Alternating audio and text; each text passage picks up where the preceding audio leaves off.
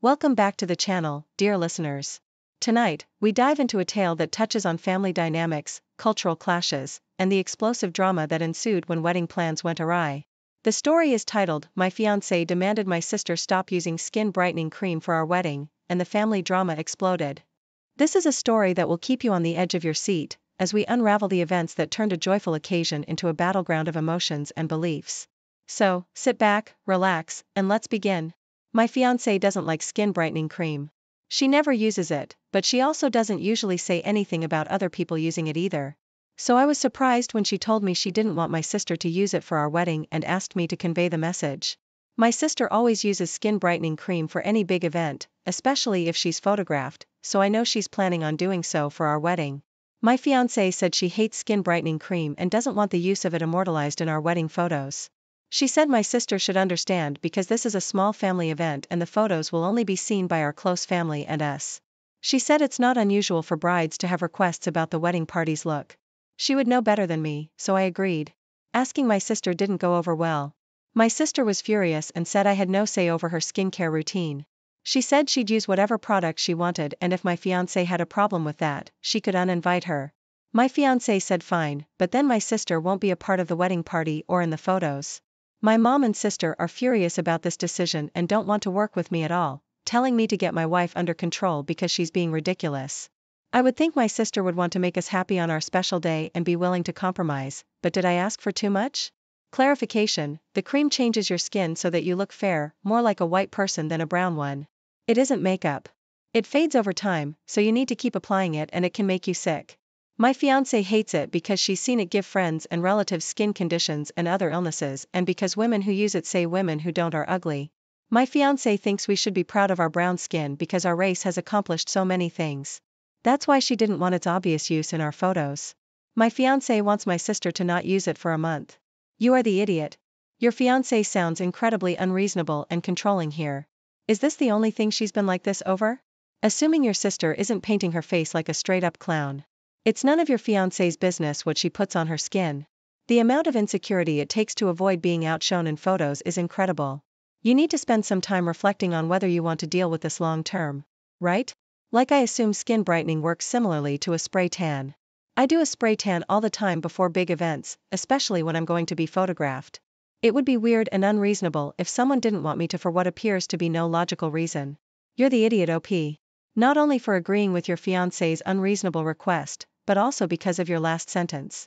I would think my sister would want to make us happy on our special day. Full stop. That's manipulative.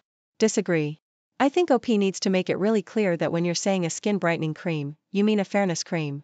I think that really changes the concept because it involves colorism. I hope you don't mind me asking, but are you South Asian? I am, and I know the craze around fairness creams. Like Fair and Lovely, and the culture surrounding lightening your skin is poignant and gross. I see why it makes your wife uncomfortable to have people bleach their skin around her. Generally, but especially if she's a darker skin tone herself.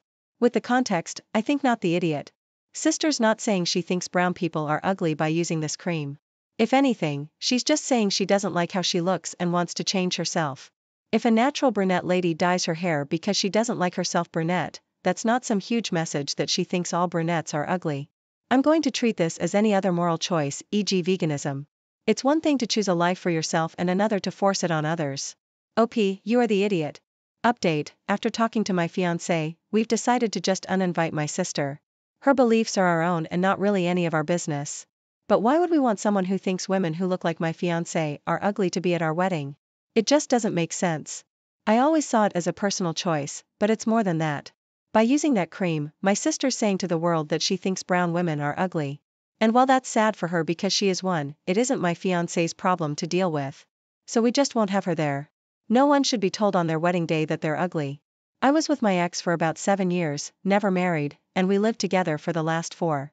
We broke up 3 years ago. She has a 21-year-old son, Shane, who's now going to college in a town I've since moved to that his parents don't live in, about a 6 hours drive. We've moderately kept in touch since the breakup, mostly just when he reaches out to me. I would have preferred a clean break from both him and his mom, but I have a hard time totally shutting people out. I've not seen Shane in person since he was 18. Anyway, I got married last year and welcomed my first child a few months ago. This will be my first Christmas with my wife and child. Shane was going to visit where his mom lives now for Christmas, but due to a pending storm, it's uncertain if he will be able to travel there. He called me last night and asked if he could spend Christmas with me.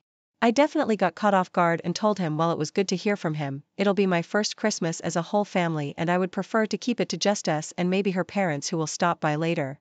Shane was very upset and told me I was replacing him.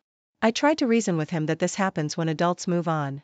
I said we could still keep in touch, but I wanted Christmas just with my family since it's our first one. He hung up and then later sent me a long text saying some not super nice things. My wife is glad I said no, but at the same time says she empathizes with how he feels and I should apologize but not necessarily have him over. But she would support me if that's what I want. Am I the idiot for not wanting him to come over for Christmas? Edit. Shane's father is active in his life. He's just out of town. I had only met Shane a few times until he moved in during his high school years. He was very active in sports and extracurriculars, so he wasn't actually home that much for us to spend time together. Their moving in was supposed to be temporary after his mom got laid off and it dragged into their staying longer. His mother was very adamant that Shane had a father and she didn't want me to attempt to parent her kid. While he lived at my house, he was basically an adult roommate. We got along well, but it was never a father-son type relationship. Yikes, dude. You are the idiot. He was your stepkid for basically 7 years. He's stranded for Christmas. Would it seriously hurt you if he came for Christmas? I'm grossed out by this, not gonna lie. If virtually anyone with whom I have a stable relationship asked if they could come to my house for Christmas, I would say yes because it's Christmas. So you're obligated to keep in touch with someone for the rest of your life? Just because you were around for their formative years? I think it's highly inappropriate to keep in touch with the children of your exes, especially if you don't have an emotional attachment to them. You can't keep staying in their lives just to spare their feelings. Opie has his own feelings and the feelings of his own family. The young man mentioned in the story has a father, so it's not even like Opie was his only father figure. Disagree. Opie's an idiot. You either make a clean break or you let him be part of the family. You basically choose neither and this is why you have this issue. You should have told him you were no longer a part of the family as soon as you signed those divorce papers. It still would have hurt a lot, but that's the proper way of doing things. Not just because it's inconvenient for you now. The only good thing is he's an adult now and this will give you the clean break you wanted. Even if it was the absolute worst way to do it. I, 24, female, live with my girlfriend, 25, and a roommate, 23, female. We share a 2-bedroom apartment and have lived together for 2 years now. Up until now, we've gotten along pretty well. My roommate has an elderly cat. The cat is honestly kind of mean. She doesn't like my girlfriend or me and will run away if we try to pet her or pick her up.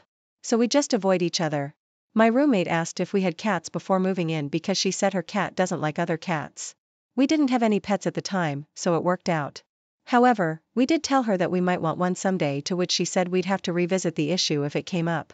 Well, my girlfriend and I have gotten to a place where we really want our own pet. We saw a kitten at the shelter and fell in love with him. We got the okay from the landlord and brought him home last week. His name is Banana Pudding. Our roommate is furious with us. She told us that we were aware that her cat doesn't like other cats. I told her honestly that it was unfair of us to tiptoe around her cat and that we were allowed to have our own pets as long as the landlord was okay with it, which he is. She couldn't expect us to never get a pet or to cater to her cat's needs 24/7. The conversation ended there. Unfortunately, things have escalated because her cat hisses and swats at Banana Pudding just for existing. She's honestly pretty aggressive, which is a big issue in my opinion. Our kitten is very friendly and sweet and causes no problems. We asked our roommate to keep her cat in her bedroom since she's elderly and aggressive. She refused and hasn't been speaking to us. She says we're huge idiots and even got some mutual friends to take her side. If her cat is so aggressive and uncomfortable, it's her responsibility to live alone. It's gotten so bad that my girlfriend is crying and considering taking the kitten back to the shelter. Here I am to get an outside perspective because I don't know what to think now. Am I the idiot? You are the idiot. You can't just show up with a kitten and be all, your cat has to stay in your room now. What kind of narcissism is that? The older cat was there first and your roommate warned you that he didn't like other cats. Instead of having any conversation, you just brought home a kitten and now expect an elderly cat to be confined to one room for the rest of his life? You are most indeed the idiots here. That cat deserves to live out his life in peace. And if you want to keep your kitten, you better go find somewhere else to live. Your roommate has every right to be angry and you're out of line. Also, you're an idiot for not properly introducing the kitten to another cat and vice versa, which could be a large part of the problem. And the spontaneous adoption, they sound so immature. The older cat is not mean just because it doesn't like to be picked up or petted by you. It's a pet with its own preferences. Which is completely normal. You're not a good pet owner. His name is Banana Pudding. It sounds like you wanted a cuddly toy because it's cute. Both cats are living beings with emotions and territory. This place is their home, which you've turned into a place of stress and danger for both of them. Oh, and when Banana Pudding loses an eye, you have no one to blame but yourself since you put that poor kitten in that situation. Same with the elderly cat. It deserves to roam too. Update. My roommate and I have talked. I apologized to her for being selfish and ignorant and for putting her cat in an uncomfortable situation. She forgave me and said she'd be happy to help do a proper introduction between the kitties. She said that if we do things slowly and carefully, her cat might be able to accept Banana Pudding. For now, our kitten will be staying in our room for the introduction process. She also taught me a little about cat body language and guys, her cat came and sat in my lap. She even purred. My roommate is a very kind and forgiving person and I'm very thankful that she chose to forgive me after I was such a huge idiot to her. I think things are going to work out. Thanks everyone for your advice and criticism. My boyfriend, 33, and I, 29, female, have been living together for the last year and a half, together for 2.5. A few months ago, my boyfriend had his blood pressure measured and it came back ever so slightly high. He's a very healthy weight for his height, tall and thin, but muscly from work as a diesel mechanic. But high blood pressure is no joke, so he decided to try to clean up his diet a little. I do 90% of the cooking at home. By choice, he does dishes and vacuums, so this isn't an issue. And I genuinely cook on the healthier side. I'm only 5 feet 3 inches and slim and athletic, so I focus a lot on healthy proteins. So we eat a lot of proteins and veggies and I like to play around with different sauces and things to make it interesting. I feel like the meals I make set a strong foundation for an overall healthy lifestyle.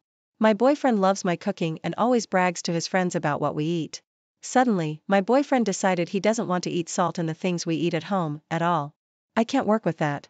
We've never used salt excessively in our diet, so asking me to cut a healthy amount from our meals just seems ridiculous. I do too much cardio and strength training and don't want to have a sodium deficiency, because my boyfriend suddenly decided we can't have salt in breakfast or dinner, meals we eat together. I brought that up to him and he suggested salting my food separately, which, fine, but we all know it doesn't taste the same. Cooking our food in separate pots or for me to supplement in other ways, like Gatorade. This is where the issue comes in. I would be perfectly happy to make these accommodations if I felt like it would actually help, but he's constantly snacking on high-sodium snacks, like chips and pretzels and frozen egg rolls, and I just feel like it's unfair to ask me to change how I salt our food, before working on cutting out some of his unhealthy eating choices. He's gotten to the point where he feels disrespected if I cook for both of us and use salt, and he'll refuse to eat or do the dishes if I tell him I've salted the food. I think he's being a baby and refusing to stop salting our food. We're at an impasse. So, am I the idiot? I feel like the salt content in our food is not going to be the change he needs to reduce his sodium content, because he's snacking around 6 to 8 times a day. Not the idiot. Pretzels? Come on, man. It's a little salt block. A delicious salt block, but still. The high sodium snacks are the issue, not your cooking. My dad developed high cholesterol when I was a kid and was told to cut out red meat. So, the whole family cut out what little red meat we were eating. Lo and behold, we discover that dad's just eating red meat for lunch at work instead. So, that was the ends of the whole family making the change, because why should we, when he won't help himself? Pretty sure an actual salt lick has less sodium than frozen egg rolls. He just needs to cut the junk food first. A woman in my family went through this. She changed the meals for the whole household and started packing the guy lunches that fit with the dietary recommendations. Went to a lot of effort and expense, getting all their food in line with the doctor's orders. No one was happy about it, but it was necessary for this guy's health. One day she went out to his car to get something and noticed a bad odor. So, she opened the trunk and discovered he'd been dumping his lunch bags in there every day. When confronted, he confessed he's been going out and eating lunch and would have a big satisfying meal, so he didn't have to eat much of the healthy food at dinner either. Basically, it sounds like your boyfriend is saying that he wants to put all the work for this on you instead of him. Make him cook his own dinners. He's eating salty snacks and complaining about your cooking. He can take care of himself. When he cuts out the healthy snacks, you'll resume cooking with compromise. I, 23 female, went shopping a few days ago and my fiancé wasn't supposed to be there, but he kept insisting we had things to talk about, so we showed up. When I was going to pay for my items, he gave me his card and told me that he would take care of it from now on and I shouldn't spend my dad's money anymore. Things are rocky between my fiancé and dad, which is why I think he said it, but the entire thing rubbed me the wrong way. I pushed his hand away and told him I didn't need him to pay for my things, but he ignored me and paid anyway. I was mad, so I asked him what he was doing and told him to stop being an idiot. He told me I was welcome and to stop making a scene. I kept bringing it up and telling him he was being an idiot, so now he's annoyed at me and saying things like I need to get used to not living under my dad's thumb anymore. Am I the idiot? Not the idiot. Hate to break it to you, but your fiancé thinks of you as a possession, not a person. He wants to ensure that you know you belong to him, not your father. If you don't like that feeling, try paying for your own things occasionally. I encourage you to seek financial independence. Are you sure you want to be engaged to a guy who needs to be right and in charge, to the point that his power plays steamroll right over you? I find it disturbing that he said he would take care of it from now on. Does he expect you to be totally financially dependent on him and unable to take care of yourself so you can never leave? Is he trying to isolate you from your family? Red flags.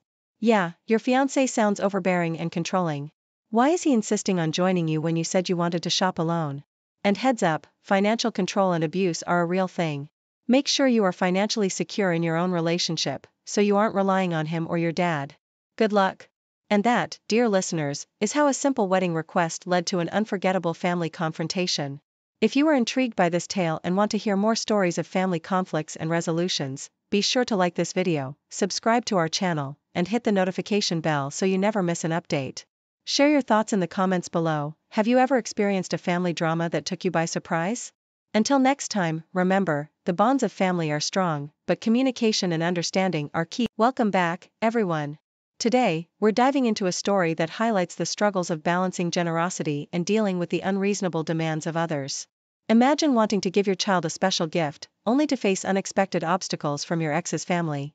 This is a gripping tale of a mother who wanted to surprise her son with a car for his birthday, but things took a shocking turn when her ex's family got involved.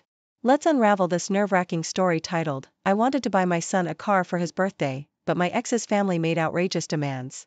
Let's get started. I had my son way too young with my then boyfriend.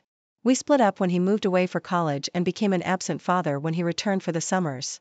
He became more active when he moved back after graduating, and we started doing 50-50 custody. I was 24 then and went to community college and got into sonography school, and I'm now an obstetric sonographer. During that time, it came out that my ex had never graduated and was in enormous debt from gambling during his time away. It explains why, with a full-ride scholarship and a degree in a high-paying field, he was working at the mall. Once I got a job, I was able to upgrade my standard of living and provide a better life for me and my son. He's now nearly adult and entering senior year soon, and I want him to get a lovely gift to celebrate his birthday this summer. I asked him earlier this year when we talked about cars, what car he would want, and he said a 2023 Camry. While we're financially well off and don't struggle, I know he thinks buying a car is out of our budget, so he didn't suspect a thing. Here's the issue: I was speaking to my ex's sister, whom I am semi-close to, and I brought up the idea to her. She seemed excited, but then said I shouldn't. She said it makes her brother look bad since he doesn't have a car, and it would crush him to know that his son has a brand new paid-off car while he barely scrapes by. I told her that's not my issue and that it's not my fault he doesn't have his life together. He's 33 years old and still lives at home, doesn't have a car, and constantly switches retail jobs after spending weeks stretching out and watching orientation videos as long as he can. My son told me he recently spent almost 2 months watching Home Depot orientation videos and then quitting the first week on the floor. He doesn't want to work hard, so why should I feel bad? After a few days, she calls me and says she has an amazing compromise. She told my ex that I had planned to buy a special gift for my son this summer and asked if he was willing to pitch in. He offered $80, and she's going to add another $80 for a total of $160. Then we could tell our son we bought it together and he feels like his dad pitched in. This is for a $34,000 car. I told her no thanks, I have it covered, and she got upset and said that this could bring my son closer to his father, since they don't have much of a relationship, and not to be a selfish idiot. Ever since I said no, she called me twice, calling me an idiot and saying I should either let him chip in or not buy it at all. Am I the idiot? Ha ha ha, is she kidding? Not the idiot. So, she doesn't want her brother to feel bad that his son has a car and he doesn't? OMG, they need to grow up. He does not work to improve his life, it sounds like, and that's not for you or your son to feel bad about. And now they want to chip in a couple of $100s on a $34,000 car and try to make it sound like they bought it too? Please, your son is smart enough, he would see through that anyway. Also, if he isn't close to his son, that sounds like that's on him, as well. Good for you for working hard to give him a good life, you don't owe them anything.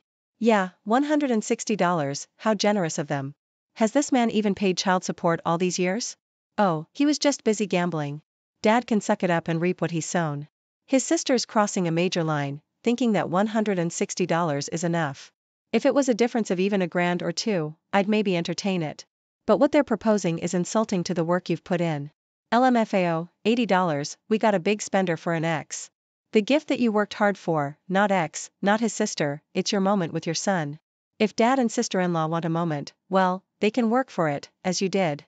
I say again, your son is a smart kid, he sees your ex lacking, he's not gonna believe for a minute that your ex significantly contributed to the car.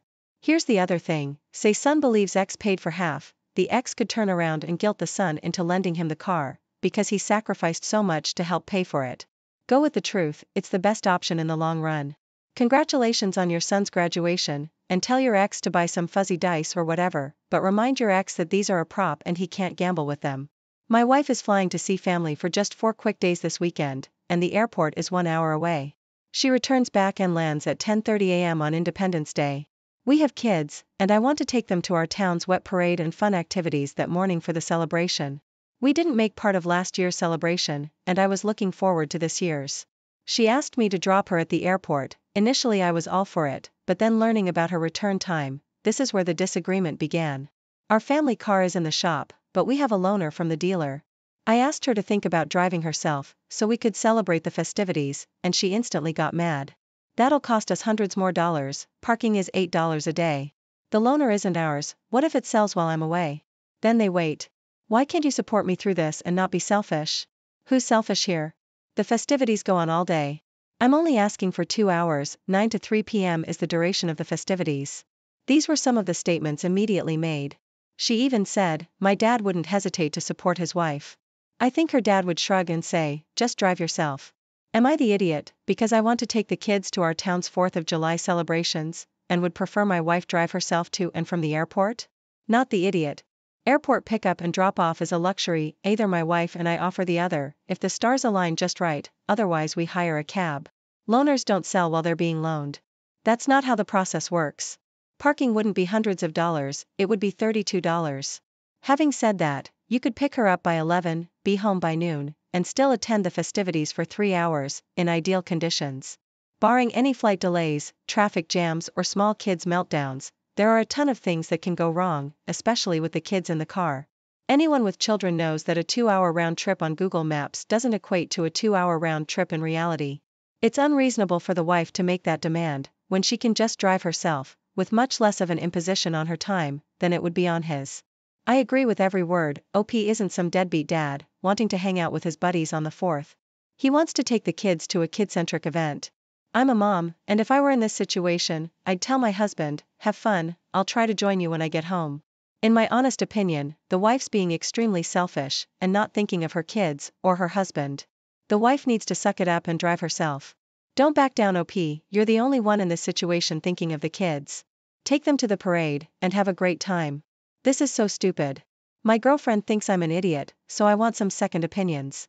We're both quite serious tea drinkers, being from the UK, at least 3 cups a day.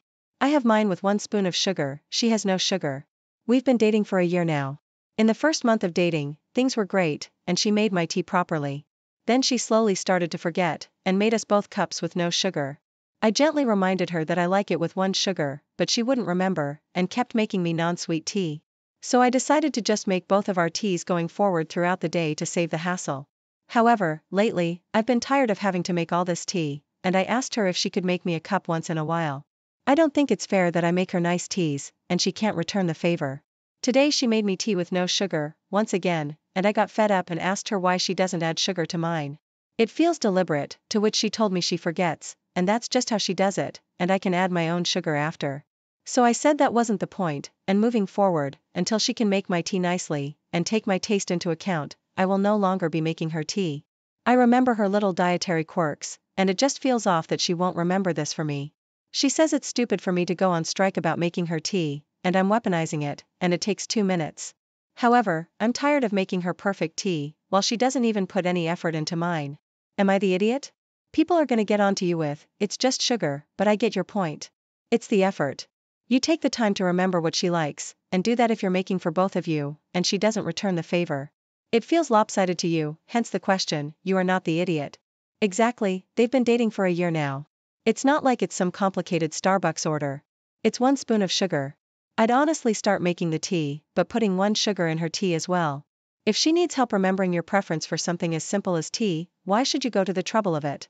It's a simple lack of respect. If he wasn't British, I would have suggested that as well, but he's probably too darn polite for stooping to the level the rest of the world would applaud, Canadians probably being the exception. As an American who used to drink sweet tea, I cannot relate.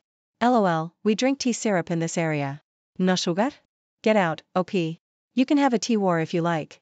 But the real question here is a fairly fundamental relationship question. Do you want to remain in a relationship with this person? My partner and I are typical sleep-deprived parents of 3 children, ages toddler to infant. I'm a stay-at-home mom while my partner commutes for work, and depending on which site he's at, can be on the road for more than 6 hours a day. When necessary, he'll get a hotel room closer to the job site. Getting up with the children during the night has always been my responsibility. The logic behind this is that his sleep should be the priority due to the dangers of driving while drowsy.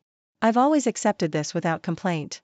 However, since the birth of our youngest, my partner's begun to accuse me of intentionally disrupting his sleep if the baby wakes him up at night. This past week, my partner had a few long days and was gone from early Wednesday morning until late Friday night. Please, no judgment, but I was so busy, exhausted, and overwhelmed during that time that I didn't get the opportunity to shower. I felt disgusting. It took ages for the children to fall asleep with the excitement of daddy being home. But around midnight Friday night, I finally got the opportunity to treat myself to a shower. I hoped the baby would stay asleep, but if he didn't, there was finally another adult to cover for me. And as the next day was Saturday, there was no commute to worry about. Well, of course the baby woke up, and my partner was absolutely livid. I was accused of being selfish, vindictive, unsupportive, and using the baby as a weapon to punish my partner for getting more sleep than me. I was called every curse word in the book, and when I asked why my partner at no point tried to pick up or soothe the baby, I was told that he doesn't have tits to put the baby back to sleep. So, what would be the point? At first, I was equally angry at my partner for choosing to lash out at me instead of caring for the baby. However, now that I've calmed down, I've started worrying that I was wrong. While my partner's accusations were wildly off base, I may have been an idiot to just assume it would be okay for the baby to wake him, especially when the baby's nighttime care has historically been my responsibility. So, am I the idiot for assuming it would be okay to let the baby wake up my partner because I desperately needed a shower? Not the idiot. Even though you're a stay-at-home mom, that doesn't mean you're the only one with parental responsibilities. Letting your partner sleep while you care for the baby at night so he's not driving drowsy is a fine concept, but that doesn't mean he doesn't have to do anything ever at nighttime. And the fact that it was a night when he didn't have to drive the next day is the icing on the cake. Taking a shower for the first time in several days while there's another adult around is not a selfish act or weaponizing your baby. It's basic human hygiene that you shouldn't have to apologize for. Tell your partner it's time to start being a parent. How would he do this without tits? It's common knowledge that women change diapers with their tits. I'd go so far as to call it weaponized incompetence.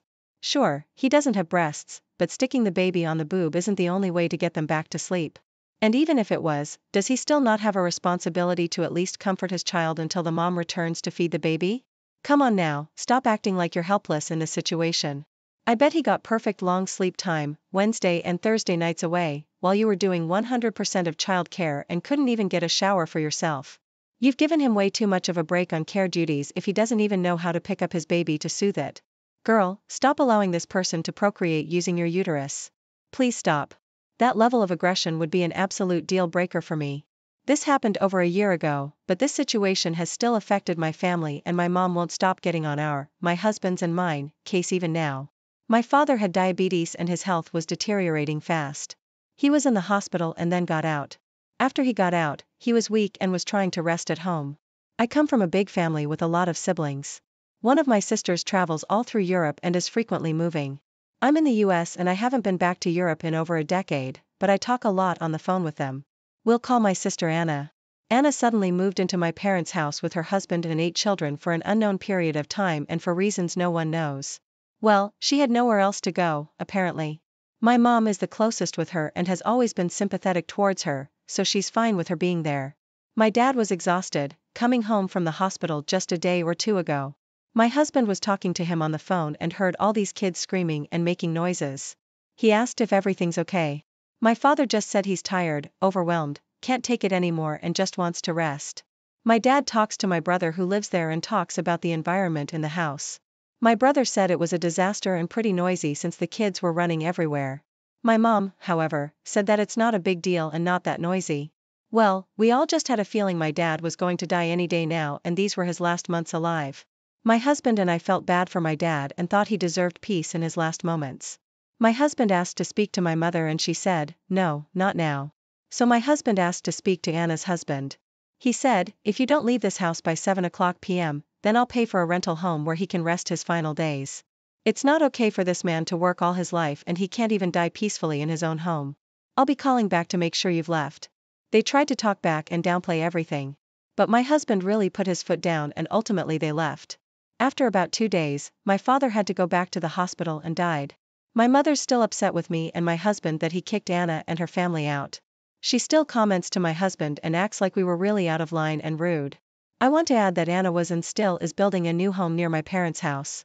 So they have some money. Am I the idiot for letting my husband kick my sister's family out of my parents' house? Edit. I just want to add since there's a little confusion that this was our last resort since it's pretty big. But my mom didn't want to speak to us at all and always sides with Anna. She was babysitting the kids and ignored my father. So he was pretty much by himself after coming out of the ICU. But my dad was so weak and was mentally done. When my husband inquired about Anna's husband, he said, don't worry, it'll all work itself out. You are the idiot. It was not your husband's place to dictate what happens in other people's homes. You crossed the line. And how do you know that the stress of your sister and the children moving out didn't hurt your father in his dying moments? Why would he want the end of his life filled with family strife? Your inappropriate actions may have caused him more hurt. You fools. Not only that, you hurt the living people who were the ones that were there with him in his dying hours. You caused more stress for your mom, siblings, and nieces and nephews than necessary. Wow, how selfish of you. Imagine not being able to cook your own meals after a lifetime of cooking, not being able to drive a car, sign your name, write or wash your body, or convey your thoughts clearly. Your one strong body is a shell of itself. You have trouble walking or picking things up. Now imagine how exhausting that must feel, day in and day out. Then add 8 noisy young children and an unsupportive wife to that scenario, when you're just trying to survive. You and your husband are not the idiot. At least you tried to give your father some peace in his final days. Sorry for your loss. Agreed, your husband did the right thing. I've dealt with serious health issues, and I can't imagine having a bunch of kids around. When you're suffering, all you want is to be left alone in peace. Your mom probably needed their presence to distract her. That's my guess. Regardless, all you can do now is to say, yes, Mom, we know. You've told us multiple times. And change the subject. As we immerse ourselves in today's tale, I invite you to reflect on your own experiences with family dynamics and the challenges they may bring. Share your thoughts and insights in the comments below, and remember to subscribe to Heartstrings and Home for more heartfelt stories that resonate with the soul. Together, let's explore the enduring power of love, resilience, and the bonds that define us. Thank you for joining us on this emotional journey. If this story resonated with you or sparked any thoughts, please give it a thumbs up and share it with your friends. Don't forget to subscribe to our channel for more thought-provoking stories and hit the notification bell so you never miss an update. And if you have a story of your own that you'd like to share, drop it in the comments or send it to us. We'd love to feature it in a future video. Thanks for watching. Welcome back, everyone. Today, we're diving into a story that highlights the struggles of parenting and the fine line between fairness and discipline. Imagine being caught in the middle of a sibling rivalry where one child's desire for equality turns into threats and chaos. This is a gripping tale of a mother who faced a tough decision when her daughter threatened to destroy her brother's belongings if he didn't share. Let's unravel this nerve-wracking story titled, My Daughter Threatened to Destroy My Son's Belongings If He Didn't Share, So I Grounded Her. Am I the bad parent? Let's get started. We recently got 2 horses. My younger daughter, a young teen, wanted them, as she's been learning to ride. My older daughter, nearly adult, was against them. She's much more apprentice-y and didn't want to deal with the mess and chores that come with horses. But we told her it wouldn't be something she'd have to deal with, and that her younger sister promised to take care of all of it. Well, recently, the older daughter's been disrespectful at home and staying out too late, and her grades have been slipping. We warned her to shape up, but last week when we heard that she'd been needlessly insulting her younger sister while I was out running errands, I told her that she'd be cleaning out the stable each day for the next week, as punishment, and that her sister would get a break. She got upset and offended and said we promised she'd never have to go in there or scoop horse poop. I said I promised it wouldn't be one of your chores, of course. But obviously, punishment is supposed to be something outside of your normal chores and something you won't like, and I thought it was perfectly fair here. She's been doing it for 3 days now, but seems very resentful of our broken promise, acting very disgusted, and keeps begging to get out of the rest of it. But I said I thought it was fair, and she was overreacting. Am I the idiot? You are the idiot. You bought 2 horses for your younger daughter and promised the older daughter she wouldn't have to be involved in their care. You broke your promises. There were plenty of adequate and appropriate punishments available you could have given your daughter for staying out late and letting her grades slip. Are you deliberately trying to stir up resentment between the 2 sisters? Because this is how you get resentment between 2 sisters. Exactly. Horses are a pretty big gift. Does your oldest child get the same treatment as your youngest child? It could be resentment building up and causing her to act out, and being forced to take care of her sister's huge gift will only worsen the resentment. I was wondering the same. Horses are a huge gift. After the purchase price, there's still upkeep, vet bills, farriers, tech, and food, and not just 1 horse, but 2. My child used to ride, and even leasing a horse cost a small fortune, but buying 2? OP, have you given the older daughter a comparable gift? This whole story reeks of favoritism. I bet money the older one hasn't gotten anything but increased chores, so the precious perfect golden child doesn't have a thing to do. And I need more information about who said she's been needlessly insulting to her younger sister. Was it the younger sister tattling? And what is needlessly insulting? Is there such a thing as needfully insulting? And isn't that part of sibling squabbles, being needlessly insulting? And I'm sorry should suffice for that indiscretion, in my honest opinion.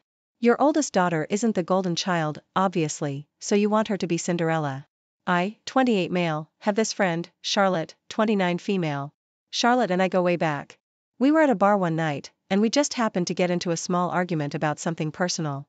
So, we spent a few minutes just bitterly drinking, and not talking to each other, when this weird guy walked up between us, and started saying awful things to her. Charlotte kept glancing at me, and by the expression on her face, I could tell that she was completely frozen, and wanted me to help her out. However, I was still bitter about our little disagreement, so I turned away from her, pulled out my phone, and surfed the web. That guy talked to Charlotte for about 5 minutes, and said the weirdest stuff. I couldn't help but glance back at Charlotte, and it looked like she was almost about to burst into tears. I decided that enough was enough, and I told the guy to take a hike. We got into a verbal fight, but the guy eventually left. Once we were sure that the guy had left for good, and he wasn't just standing around waiting outside, I walked Charlotte back home. She just said passive-aggressive stuff like, I hope you enjoyed yourself, and it's a good thing you took your sweet time. When we returned to her apartment, she was still angry at me. Am I the idiot? Oh God, you are the idiot. You held so much power in this situation, and you decided to use it to let your friend remain terrified. You intentionally used this to hurt her, not just petty normal fighting, but to allow someone else to abuse her actively. This could have put her in danger, and she knew that. She knew that you were okay with her being verbally abused while you actively decided not to help. Yeah, you are the idiot. I cannot say enough times, you are the idiot. When a woman gives you the pleading, get me out of here stare, you do it, period, no matter how upset you are with her at the moment. The instant a creep harasses her, and she signals you, you help. Heck, even if you don't know her, and she's being clearly harassed, step in. This is how bad things happen, because no one steps in. The actual heck, dude, did you really need the whole internet to tell you you're the idiot here? You're her friend, and you just watched that happen, and listened? I doubt you're friends much longer. I hope your mild argument with Charlotte was worth losing a friendship over. You broke so many friend codes by doing that. Who needs enemies with a friend like you? My daughter, kindergartner, has some severe food intolerances. Eating the wrong thing frequently ends in a hospital visit. She has snack time at school, where the kids bring in their own snacks. I found a really fun snack for her online that she can actually eat, and I've been sending that in with her for months. On Tuesday, when I opened her bag, I found that the snack was there untouched, so I asked her why. She told me it was too tough for her to open. I asked her about the previous weeks, and she told me that her teacher used to help her, but doesn't anymore. I encouraged her to ask her teacher the next day. The next day, the snack was still unopened, and when I asked her about it, she told me that the teacher told her she needed to learn to open her snacks at snack time all by herself. So, I sent the teacher an email explaining that the snack is quite tough to open, even for adults sometimes, and that it would be super helpful if she could help my daughter open her snack when she's unable to do so. Otherwise, she has an 8-hour school day with only her lunchtime to eat. I was nice about it, but you better believe it did make me a bit angry that she'd rather let a kid go without a snack while all the other kids ate one than help a young child open a snack. I picked her up on Thursday, and she still had an unopened snack. At this point, I called the teacher to ask what was going on, and she said that their goal for the last few months of kindergarten was to promote independence, and that she couldn't do that if they had to hold the kid's hand at every turn. She said it might help if I sent my kid in with a normal snack instead of such a bizarre, difficult to open one. She's very aware of my daughter's food intolerances. At this point, I politely thanked her and called the principal, asking him to move my daughter to a different classroom. I said that it was very inappropriate to emphasize that my daughter's snacks weren't normal enough, given that she could not live a normal life. I wish I could give her some Cheetos or a pack of cookies like the other kids get, but I can't, and I just wanted my daughter to have something a little bit more fun when all the other kids were eating those things. She moved rooms, but her previous teacher sent me a message about how I've really made things difficult over a snack. Apparently, they've started an investigation and are monitoring how she interacts with the kids. Two of the moms that she knows better than me commented in the moms group chat that the way the teacher was treated in regards to this is completely unfair, and that a child's food issue shouldn't be their teacher's issue to deal with. So, am I the idiot? Should I just send in a different snack? Edit. I asked a couple of times why I can't open the snack before school. For some reason, the school policy is that the snack has to be a single-serve item in a sealed package and not in a Tupperware container, and it won't allow repackaging. Also, kindergartners are not allowed to carry scissors, no exceptions. Not the idiot. If they're making requirements of how a snack is packaged, then they're responsible for ensuring said packaging is open for the child if the child has difficulties opening it, regardless of food intolerances or allergies. This has nothing to do with teaching kids independence. Yeah, I don't think letting a kid miss out on the snack time that everyone else gets when her mother gets her a snack that agrees with the school policy teaches anything other than discouraging her from asking for help in the future. This teacher sounds lazy or entitled. I can't believe some parents are taking her side. Also, for the teacher to contact you afterward and complain about your concerns was really unprofessional. I teach high school students who need help with opening stuff sometimes or fixing things, and sometimes I ask them for help too. While I understand the need for teaching independence, I feel like this was a weird hill to die on due to dietary restrictions. Also, I hope you've screenshotted the conversation of the mothers moaning and shared that with the principal, as that shows the teacher's been gossiping. A coworker started to develop feelings a month into knowing me. Let's call him Gray. It may not be something too deep, so I was flattered. I told him I wasn't interested since I had just gotten out of a long-term relationship. A month after this rejection, Gray asked me to be his girlfriend. Again, I rejected it. He said it was cool, but he'd appreciate it if I didn't cut him off. I didn't, as he was a nice friend to have. I had to reiterate to him more than once after this that there was no chance I was reciprocating the feelings at all. One day, one of my closer coworkers let me know that Gray would ask her what my plans for the day were, and if I had any, he'd ask her where I'd be going and who I'd be with. He'd also ask her if I was hanging around any other male coworkers. One time when we were out to lunch with our team, our boss gave us the rest of the day off. That meant we'd be free to go home or hang out after lunch. I told everyone I'd be off home, as I was too tired. He offered to bring me home, and I declined. He snapped and started almost begging me to bring me home, but I just kept declining. He said then, "Fine, let me book you a taxi," and proceeded to type my address correctly when I knew for a fact that I never gave him my address. I was majorly uncomfortable at this point. He's done weirder things over the past year, stalking my family on social media, memorizing usernames of my closer friends on IG. He even found an old account I wasn't using anymore, shipping products he bought online directly to my address, even getting in a taxi and following me home. When I confronted him about it, he said he was just ensuring I was safe. Last week, while preparing to go home, it started to rain, so he insisted on bringing me home on his motorcycle. He followed me around the office saying, "Please let me bring you home." We were around other coworkers, but I snapped at him and told him to screw off and leave me alone in a relatively high voice. A coworker who was aware of the stories I told above overheard and told me I didn't have to react that way. I talked to a non-coworker friend about it, and he told me that this might be Gray's way of winning me over. Now I'm worried that I'm just viewing him as annoying and stalkerish because I didn't reciprocate the feelings and went off on him when he was being kind. Am I the idiot? Not the idiot. I'd say report him to HR. Stay away from him. He thinks he's Superman. See what he has on. That's not a cape. That's a frigging red flag. Also, screw that idiot coworker who told you not to react that way. They obviously don't understand or care about your situation, if they know the stories and expect you to always be calm. Majorly angry at that scene extra. Anyways, report him. Tell your family about him so that they can be aware and beware of him and his presence. Get a dog if you don't have one. Keep some self-defense stuff. This could escalate as time goes by. Do not give him a chance. This. OP, you're being stalked. Go to HR. Let them know you only want him to talk to you about work. He's not to offer you a ride home. If you see him follow you home or near your house, you will get a restraining order. Tell them if the company can't handle him, you're going to the police. And before you go to HR, I would write down everything that's happened, even if you don't remember the dates. Then I'd make a copy for them and for you.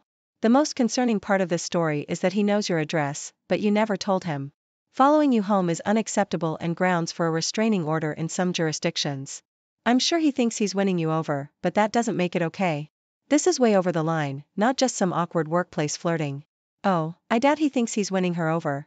At this point, it's just pressure to get her to break and to give in while making that effort to be seen as having good intentions. The scene with the taxi was a power move. I know where you live and I need to illustrate that you don't get your own choice here. Either way, I know you're home. OP, you're in a very dangerous situation. You need to make HR aware and start documenting these instances so you have evidence to take to the police.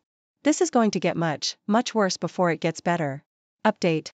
I've told my coworker, the one he asked about my plans, if she would support me in bringing this to HR. But it turns out she's already kind of tipped them off at his behavior. By this, I mean she's mentioned it vaguely to a friend from HR because she didn't want to get ahead of me. And HR said that the complaint had to come from me for them to be able to do something about it. So she would be supporting me in filing a complaint. Thank you all for your concern and for pulling me out of downplaying the situation. My son, Henry, divorced his wife, Rachel, a year ago. Their divorce wasn't exactly messy, but it wasn't easy either. I stay in contact with Rachel for my granddaughter's sake. My granddaughter's a preteen and Rachel also has another daughter, Amy, 3 years older than my granddaughter, who's not my son's child. She was from a past relationship Rachel had. Now, the thing is, Amy grew up calling me grandma for pretty much her whole life. I treated her exactly the same as I did my biological granddaughter. I'd always take candy for both of them, give them both a little bit of pocket money and hugs and love, and still do love Amy as much as I do my granddaughter. As far as I'm aware, she's my second granddaughter. When my son and his wife divorced, I stayed in contact with his now ex-wife to contact my granddaughter, and Amy has her own mobile phone. I also have her phone number and stay in contact with her occasionally. She still calls me grandma as well. I didn't think this would be a problem. However, last week when it was Amy's birthday, I gave Rachel some money to buy her a present for me. She was thankful, bought her a gift, wrapped it, and sent me a picture of her opening it. Later that day, my son came around to visit me, and my phone rang. Amy called to say thank you for your birthday present. My son told me he found it inappropriate for me to talk to his ex-wife and her daughter when she was not my granddaughter. He said I have absolutely no reason to be in contact with either of them, as I see my biological granddaughter regularly, and that she's the only whose family. So, his ex-wife and Amy, who are no longer family, have no reason for me to be in contact with them. I disagree, as I only speak to Rachel about my granddaughter, and I speak to Amy as, for the last 10 years, I've been treating her exactly the same as my biological granddaughter. It would be unfair now to no longer have contact with her, after so long. Am I the idiot for staying in contact with them both? I don't feel like I'm doing anything wrong. I never discuss my son with either of them. I simply check in and see how they are. Not the idiot. He's been in this girl's life for 10 years, and he's not staying in touch, and doesn't seem to care or worry about her. That should be the issue here.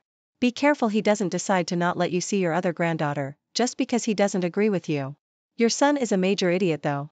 Amy's been a significant part of your lives for 10 years, and your son is upset that you still talk to her, and treat her with kindness, instead of dropping her out of your life entirely, as though she doesn't matter at all. Is he demanding you do that to a literal child? No wonder his wife divorced him. What a selfish, spiteful idiot. Agree.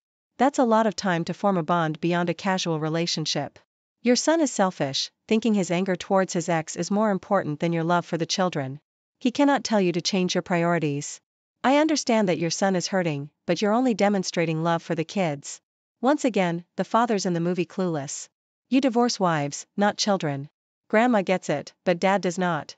Grandma, carry on. Family's not necessarily defined by blood. If you and Amy believe your grandma and granddaughter, then you are. Don't let anyone say otherwise. Thank you for joining us on this emotional journey. If this story resonated with you or sparked any thoughts, please give it a thumbs up and share it with your friends.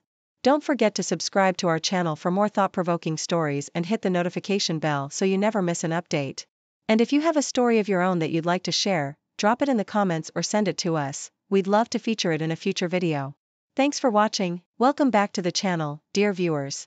Tonight, we explore a tale of marital discord and familial expectations that has left one woman questioning everything. The story is titled, "My Husband Demanded I Become a Stay-at-Home Mom, and Now We're on the Brink of Divorce." Join me as we uncover the events that turned a joyous expectation of a new family member into a battleground of values and identity. So, sit back, relax, and let's dive into this heart-wrenching story.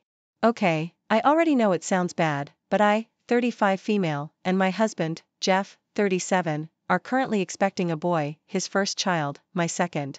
I got pregnant with my first when I was 18, and his dad was never in the picture. I work as a substance abuse counselor, and I love my job. However, this is where it gets tricky. My job offered me 8 weeks of PTO for when I have our son. I was so happy because I didn't want to return to work right away. Jeff and I got together when I turned 30, and he moved in with me because I own my house. We just got married this year and have talked about childcare multiple times, so he knows I don't want to be a stay-at-home mom. Well, I'm due in November, and he just brought this idea up. I was baffled because we've already talked about this, but I guess my mother-in-law and sister-in-law believe I should stay home with our son as a mother and a wife. I just don't understand where their opinions come in because I already know where they stand. Both stayed home with the kids.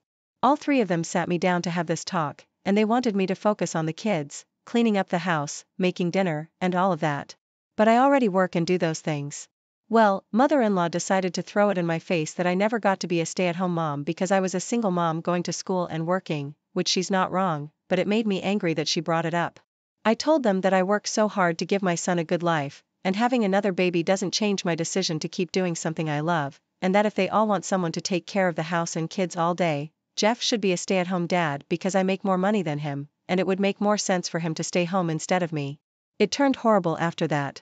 I got yelled at by mother-in-law and sister-in-law that it's not his role as a father to do those things, and that he's the man of the house and should be the one making money. Jeff just stood there not saying anything, and I blew up and reminded all of them that it was my house, not his. I kicked mother-in-law and sister-in-law out, and Jeff was so mad at me that he went with them. He said he won't come back till I apologize to all 3 of them. So, am I the idiot for not wanting to be a stay-at-home mom? Nope, not the idiot. OP, you make more, it's your house, your in-laws are dinosaurs, and your husband just proved that he doesn't have your back. Bonus, here's your to-do list for tomorrow. 1. Change locks. Number 2, make an appointment to see a family lawyer about custody, parenting time, and child support in your jurisdiction. 3. Research them on the internet in the meantime. 4. Resolve that none of those 3 people gets back in the door unless they provide you with a fulsome, sincere apology. Sorry about the marriage, OP. I hope it was fun while it lasted. The thought of my husband bringing my sister-in-law and mother-in-law into my house to tell me what to do with my life, especially after discussing exactly what I want, makes my blood boil. I'm so sorry you had to go through that. Please reevaluate your relationship with Jeff and whether or not his value systems are compatible with yours. Do you want your son to be taught this drivel about how he needs to grow up to be the man of the house? Do you want the rest of your life to be cooking, cleaning, and taking care of the children for Jeff? Because presumably, he won't lift a finger to help you, because that's not his job. Because that's what's going to happen if you stay with this man and let him and his family treat you like this. Please be compassionate to yourself and your children and realize that you deserve far better. My vote is for the husband set up mother-in-law and sister-in-law to deliver this message. And he didn't do it with the goodness in his heart of having the baby have a stay-at-home mom. He did it so OP would take care of him like his mom used to. Flags everywhere. Update. It's currently 1:15 a.m. and Jeff just called me. He informed me that he cleared out our joint bank account and deposited it into his account. Bill money, savings for future trips, and grocery money that he's been thinking. And the only way he'll come home is if he can be responsible for all the finances. And I put his name on the house too. I said absolutely not and hung up. I've already reached out to my boss and I'll be working from home via virtual meetings. I'll be calling and talking to attorneys tomorrow morning to see what my options are. I didn't let Jeff know I'd be home, so I'm sure he'll try to stop me. Where I live, real estate developers have started snatching up family homes, bulldozing them, and building enormous $2 million houses on plots of land. Unfortunately, the houses also stick out horribly in terms of aesthetics. Think single-level brick homes with 3-level gigantic white and black boxes in the middle. My home's been in the family for several generations. We've always been known for having a large, beautiful garden. We invited over kids to help with gardening. We gave away so many veggies. We'd hold parties, etc. It's been a neighborhood treasure for years. Until developers snatched up the lot next door, bulldozed it, and erected an enormous house that blocked the light to most of the garden. Many of us tried to fight it with the city, but everything was denied. It was heartbreaking. Our neighborhood has been changed forever. This was a link to my family, and I almost have had to go through a grieving process for it. The new owners moved in and were not welcomed warmly by the people in the neighborhood. I avoided them for as long as possible. Other than politely waving or nodding, it was a young couple in their early 20s. We finally came face to face, and the woman asked if we could chat. She said she felt like maybe they'd done something wrong when they moved in, or if they weren't pulling in their trash bins or something, being too loud, etc., because people haven't been friendly. The guy says that he's surprised, considering it felt like a nice and somewhat affluent neighborhood. And given the price, he was expecting friendly neighbors. I asked if they had done any research about the area. They said that they moved from California, so no. I said that maybe that was their mistake. They said they didn't know what I meant, so I asked if they've ever looked in our backyard. They said yes, and they said they thought the garden was cute. I said yes. The garden that now has about half the sunlight than before your house was built was a neighborhood treasure. So the guy said, well, it's not our fault you built the garden there, is it? I said, well, you guys got what you paid for, $2 million for a house that everyone in the neighborhood hates. So I said I hoped it was worth it and wished them a nice day. When I told another neighbor about the exchange, she told me that she felt bad for them moving without knowing what they were getting into. Am I the idiot for telling them they got what they paid for? So you unloaded your pent-up anger at the developers, on the couple, who unwittingly bought the house. You are the idiot, OP. That couple did nothing wrong. They bought a house on the market. Now, if they had been the ones to buy the house or land from the previous owner, bulldoze it down, and then build their $1 million mansion, you might have a leg to stand on. But from what you say, the neighborhood is taking out their frustration and anger on an innocent couple. Yeah, but I do get why he'd be angry if instead of, oh, we're sorry, we didn't know about your garden, they decided to go with, it's not our fault you built your garden there. When it comes to this kind of mega home, I agree, but I also think places need to change. This is why most grad students live in someone's attic. Many old communities completely boycott any affordable housing, even as the population doubles or more. Mega homes for the rich don't help either, but I dislike the people who want their neighborhoods to stay the same forever, just as much.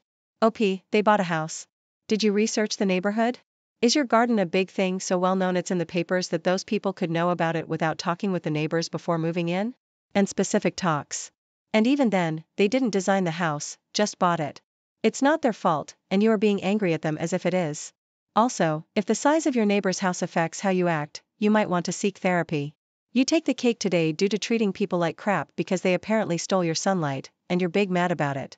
These people likely had no idea about your garden or what was there before the house they bought was there. It's not their fault that the house was built there. You want to be mad? Be mad at the real estate developers. That's the actual bad guy here, not the people who bought the house. I can't believe this became a conflict. With the weather being so nice, I decided it'd be nice to have a fun little dinner party. So, I invited everyone and their SOs if they had them. One of the SOs is Rick. I've always gotten along with him just fine, but he's one of those guys who tries to make the most bizarre things into his entire personality. The biggest one is that he's a huge garlic guy. He's one of those guys who makes a huge deal out of how he uses 400 cloves of garlic in a dish. I don't eat garlic. I have GERD, gastroesophageal reflux disease, from purging. And unfortunately, my biggest triggers are alcohol and garlic. I'm okay with cooked onions. For some reason, in the past 2 years, my sensitivity to garlic has actually gotten worse. So, I didn't use garlic in the dishes I made. Not a huge deal, right? I have a pantry full of other spices, and I'm not shy about using them. We were eating and I got some compliments on the food. It wasn't anything special, but Rick said he liked it, but felt the food was missing something, and asked how much garlic I used. I said I don't eat garlic, so I didn't include it. He scoffed and was like, how can you not use the most basic ingredients in most meals? That's why it tastes like this. He made a big exaggerated face and put the food down. He then asked why I'd have a dinner party if I had such a limited palate, and that he wouldn't have people over for Thanksgiving dinner if he was a vegetarian. I said, I have GERD, dude. Garlic triggers it. He pointed out that I was drinking alcohol. I said yes, I was in fact drinking one hard seltzer that I had flattened, and that these are the only alcoholic beverages I can drink, and that I also had one just in case my body changes its mind. He and I went back and forth until his girlfriend, the one who actually is my friend, told him to chill. Rick got louder and was laughing like, come on guys, am I really the idiot here? With his hands out. One of the other guys said it was a little weird, but not a big deal. Anyway, it's a month later, and Rick still won't drop it. Instead, he insists that it was an idiot and selfish hosting move to drink the alcohol, but not cook with the garlic, because garlic goes in everything. So, now I'm curious, and thought this would be a fun low-stakes question for you all. Am I the idiot? Why are you friends with this monumental idiot anyway? Someone whose entire personality seems to be about one tiny thing? Who thinks he's the food police? I'm a very keen cook, and garlic is inappropriate for many, many, many dishes. Not the idiot, of course. I'm also curious, doesn't he stink 24/7? OP should still invite him, but serve him garlic. Only garlic, several whole roasted garlic bulbs, and nothing else. Is that enough garlic for you now, Rick? And make sure you get a vampire costume for Halloween, for his benefit. Rick needs to get his garlic addiction under control. It's affecting his relationships at this point.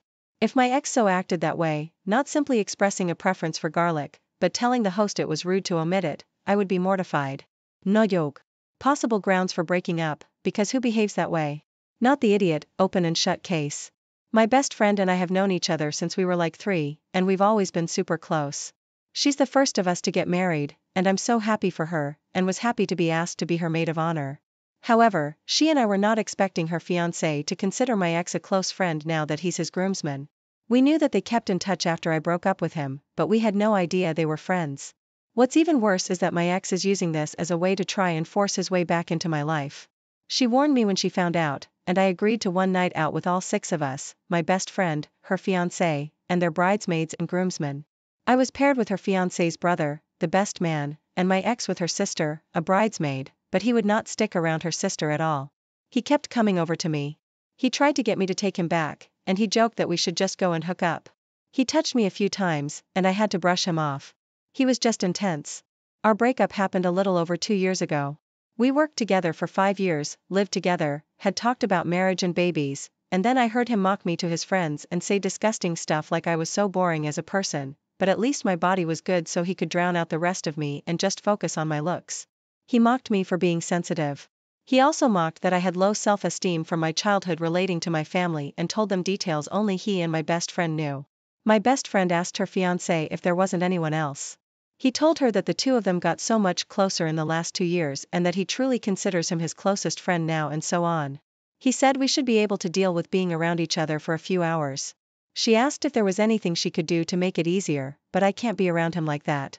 I can't even have him following me around and trying to win me back. He humiliated me. He said things that I never would have expected out of him. He got 5 years of my life and he treated me like that. We agreed that I should just pull out of the wedding. My best friend is so upset and she's upset with her fiancé. He's now angry with me and he told me I should have sucked it up for my best friend and followed through on being her maid of honor because it meant so much to her. He told me I was being petty and I should be able to ignore my ex for the sake of my best friend. I do feel bad. I hate doing this, but I know I'd feel trapped in a nightmare if I had to deal with my ex throughout the wedding. There's no doubt in my mind that I would be miserable. She knows this too, which is why we agreed, but I hate doing this to her. I always dreamed of being her wedding. And now, am I the idiot? Not the idiot. The groom prioritizes his friend over his bride's happiness and he's trying to get you to suck it up. He could have chatted with your ex and told him. His behavior was unacceptable and if he tried to get close to you, he'd be dropped. But he preferred pressuring you so he could have what he wanted. I'd tell your friend that her fiancé is trying to pressure you as that would be a red flag to me. Not wanting to be touched and harassed by a creepy ex-boyfriend isn't being petty. What the heck is wrong with this guy? Also, you did ignore your ex, but it didn't stop him from harassing and touching you against your will. And ignoring your no. What else was he expecting you to do? Also, does he want drama at his wedding? I hope your friend realizes who she's about to marry. Yeah, I think you need to step away entirely. And if the ex is continuing to harass you, look into a restraining order. Good luck to the bride. Her fiancé sounds like a real charmer too, being that he knows the history and still allows this. I, 20 female, am currently 30 weeks along. I live with my parents and pay rent, utilities, and other essentials. Ever since I found out I'm pregnant, there's been a lot of tension in the house. And it feels like my parents' marriage is getting worse because of me. When I first found out I was pregnant, my dad flipped his lid because I wasn't married and because I didn't know who the father was.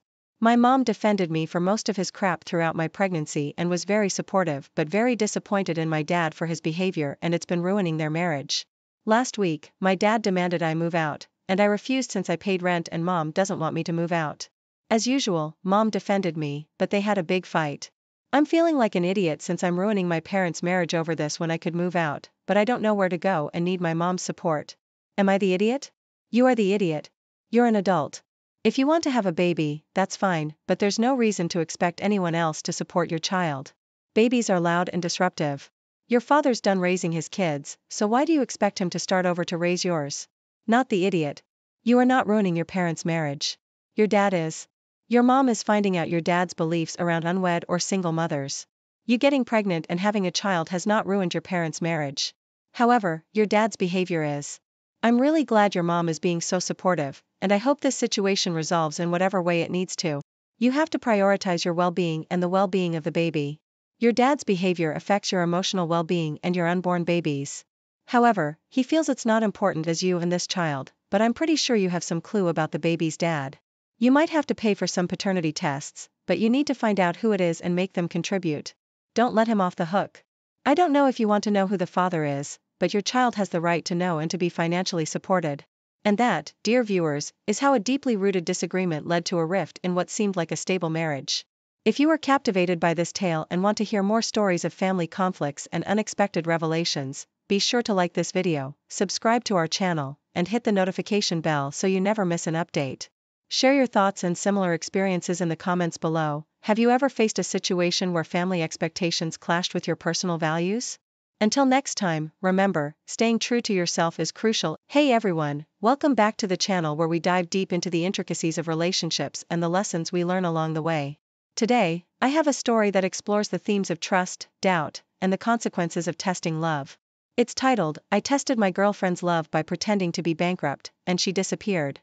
So, grab a seat, get comfortable, and let's explore this emotional roller coaster together.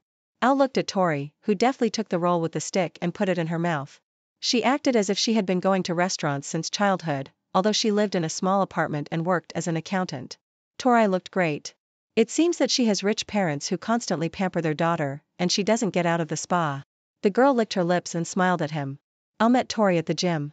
He came to run on the treadmill, and Tori was engaged in walking. A conversation began between them. She turned out to be a very interesting and quick-witted girl, so the young man's head quickly went around. Al was fascinated by her sincerity and spontaneity. But then, relatives and friends began to give advice to the guy. Al's mother said that he chose a girl for himself from the category of those who only need money from a man. His mother reproachfully expressed, his father supported her with a displeased expression on his face. Al tried to think differently. He was fine with Tori. He didn't believe that she was a windy girl or a liar. But those around him stubbornly imposed a completely different opinion on him. Therefore, condemnation settled in his soul like a heavy stone, no matter how much he wanted to get rid of them. But Al increasingly began to notice the fact that he began to treat Tori differently than before. He constantly tried to find a catch in her behavior. He wanted to understand if she was really interested in him, or if she only needed his money. And one day, he decided to talk to Andrew, his good old buddy, about Tori and his parents' relationship with her. Andrew said, Tori is a 100% hunter for wealth. Don't you yourself understand this? Do you think she earns money as an accountant for all this beauty? Al swallowed hard. Do all girls look beautiful only thanks to beauty salons? If a girl is well-groomed, then she is necessarily a hunter for wealth? He had many thoughts in his head, and each thought gave birth to a new doubt inside. Andrew spoke with a sly smile. And you check her out. Give her some expensive jewelry. If she agrees and accepts the gift, then she is definitely the same hunter. Al decided to try. Before that, he gave Tori only flowers and invited her on a date. And now he decided to buy her a gold chain with an emerald pendant, which would perfectly match the color of her eyes. When he presented the gift, Tori didn't refuse. She calmly accepted the chain and said that she had not been given such expensive gifts before, and she was very pleased. Al didn't understand anything at all. How should he perceive her behavior now? She's actually a hunter for wealth.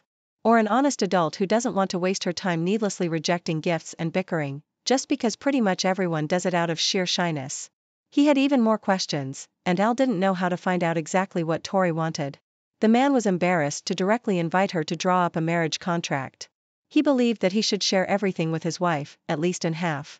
If not, give her everything, because she would support him and keep the house comfortable, because she would bear him children in the future, because she simply exists and that she chose him, although there are a lot of men around. His father sat at a family dinner noticing his son's condition. Al didn't quite understand him. What? His father advised. Pretend to be bankrupt. It's simple. Tell her you've lost everything, and live for a few days in a rented apartment. Take public transport, and see if your beauty girl stays with you or runs away from you. Al liked his father's proposal. The thought was actually correct. This way, he would be able to make sure that Tori loves him. Otherwise, he didn't want to think about another scenario, but at least he would not make the most serious mistake in his life if the girl disappeared. He would not marry the girl who needed only his finances. And now, as they sat in the Japanese restaurant, Al looked at Tori and prepared to tell her the lies he'd come up with overnight. But his tongue didn't want to turn. Al started. Tori, something happened to me. And he paused, noticing her worried look. This is probably the last time we have dinner at a restaurant. Tori was surprised. Why? You say that like you want to leave me. Al said with difficulty. No, they blocked all my accounts. Here's what's left of my cash. My apartment was also sealed, and my business is on the verge of bankruptcy. A bunch of checks from the tax and other nonsense. I'm not sure that I can afford all this, even if I return to work as a simple financer. Tori forced a smile and lowered her head. At that moment, something inside Al broke off. It seemed to him that he said goodbye to the woman whom he considered the best in the world. Tori didn't say anything else. And when Al saw her off, she just kissed him sparingly on the cheek and left. It's been 3 days, and Tori hasn't called him or even texted him. Al wanted to dial her number, but didn't dare. She made a decision and chose not him. So she didn't really love him. The man played this thought over and over in his head. However, 6 months of a happy relationship couldn't just disappear from his thoughts. They left an indelible mark. Al wanted to talk to the girl and sort out the situation. He even considered telling her that he lied about his financial situation. But then, Tori would have returned to him solely because of the money. Such a relationship would clearly have lost its passion and sincerity. Al began to frequent the cafe that he and Tori often went to when they were walking along the promenade together. He bought himself a coffee, sat down at a table and looked out the window. In his mind, he returned to the moments when they wandered along the shore holding hands. He remembered her smile, jokes, stories about work, and his soul became very heavy. Tori strongly sunk into the soul of a man, and she didn't want to leave from there. The rings of bells on the cafe door brought the man back to reality. Al glanced towards the entrance and froze. Tori entered the cafe. She smiled with some sadness, as if she didn't expect to see him and was not glad to meet him. But she sat down at Al's table anyway and greeted him. The man remarked, "Hi Tori." He had no idea what they could talk about. Only a week and a half had passed, and his soul went to his heels as soon as he saw her. And in that second, he was ready to confess everything and ask her to come back because he missed her. He went crazy without her. The girl started first. "How are you doing? I see that everything is fine with your business. I recently saw your interview on TV. Al opened his mouth, but closed it because the waiter came, and he could at least gather his thoughts a little to properly express what was on his soul. Tori ordered ice cream and coffee with cream, and the waiter left. Al looked at the girl. It was hard for him to even breathe, being next to her and realizing that she couldn't belong to him, and that all her love was feigned. And now she approached him, most likely because she saw his interview on TV. "Tori, I have to tell you something." Al hesitated to reveal his lies, although he wanted to tell her that she had failed the test. She whispered, "Speak." Al said and lowered his head. There was no bankruptcy. He had no idea where this conversation would lead, but he had to open his soul and tell her that she broke his heart and maybe he would feel better. "You decided to test me. I knew about it from the very beginning, even when you started talking to me then. Why do you think I decided to disappear from your life?" Al's eyes went wide. He felt restless in his soul, as if he had been circled around his finger or were trying to do it now. "Then why didn't you say it right away?" Tori pursed her lips, turned to look out the window and said, "Did I have to tell you something? Almost from the very beginning, I felt distrust on your part. When we first met, I felt so warm and good with you. I was sure that I had found the very man I could rely on, whom I could trust, and that it would be mutual. But it didn't last long. After meeting your parents, I felt pressured. It hasn't let go of me for a second since that day. You started acting like you were eyeing me, like you wanted to catch me right-handed, like some kind of thief. And after meeting your friends, you began to find fault with me for all sorts of trifles. Al, do you think I didn't see the face you gave me that pendant with?" Tori touched her fingers to the chain that hung around her neck, and then she unfastened the clasp. She took off the chain with the pendant and placed it in front of the man. "You were waiting for me to start reacting like those naive girls who are waiting for such a gift. But when they receive it, they begin to pretend that it's so unexpected. You and I are both adults. Why did you have to arrange this test for me? Why didn't you trust me? Why do you doubt me? Didn't you feel my sincerity and love?" Al had nothing to say. His temples throbbed and all the words were scattered in different directions. There was a void in his head. That's why Tori looked at him with such sadness then. She knew everything. She felt.